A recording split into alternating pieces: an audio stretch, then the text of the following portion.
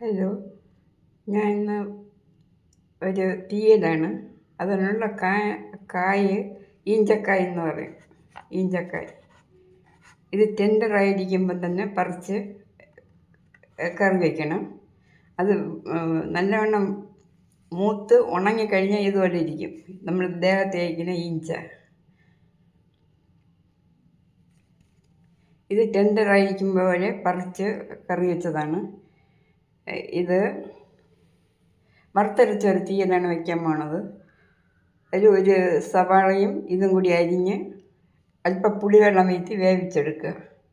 പിന്നെ വറുത്തരച്ച് ചേർക്കുക. അത് ഞാൻ കാണിച്ചു തരാം.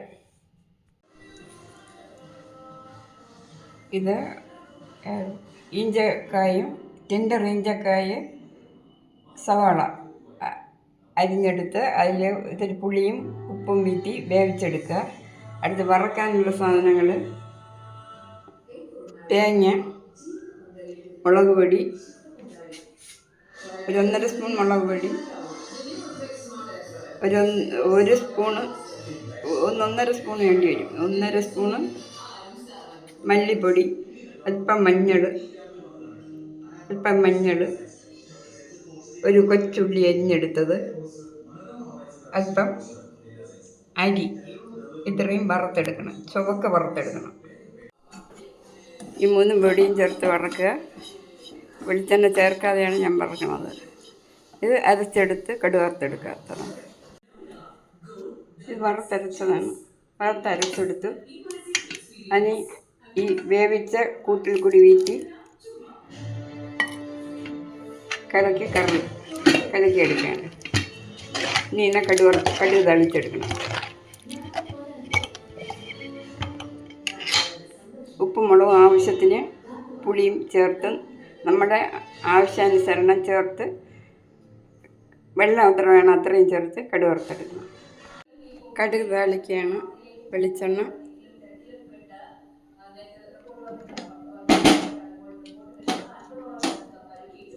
മുളക്,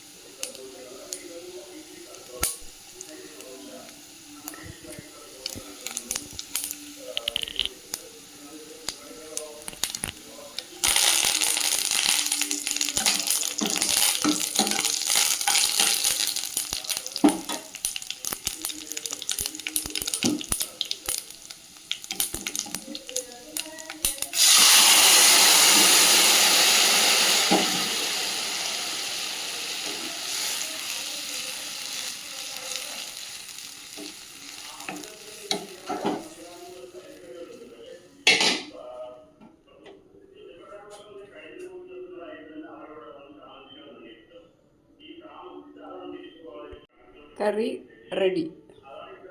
മക്കളെ, ഈ അമ്മമ്മയ്ക്ക് സബ്സ്ക്രൈബ് ചെയ്യുക, ഷെയർ ചെയ്യുക, ലൈക്ക് ചെയ്യുക. താങ്ക് യു മക്കളെ.